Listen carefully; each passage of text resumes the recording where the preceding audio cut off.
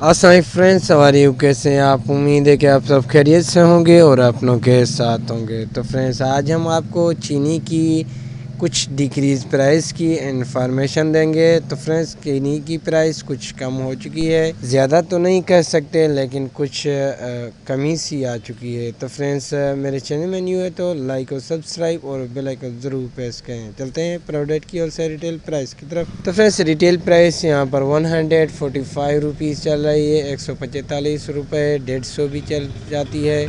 और तोड़े की बात करें, 50 केजी तोड़ा है जिसकी इससे पहले जो प्राइस थी 6900 रुपीज़ थी, लेकिन इस वक्त 6850 रुपीज़ है, 6850। तो फ्रेंड्स, ये 50 रुपये की कमी के साथ है। तो फ्रेंड्स, मज़ीद इंक्रीज़ और डिक्रीज़ मालूमात के लिए डेली हमारे चैनल को लाइक और सब्सक्राइब और बेल आइकन ज़रूर प्रेस करें, पहला के आल करें, ताकि आपको डेली नोटिफिकेशन के थ्रू प्राइस की अपडेट मिलती रहे।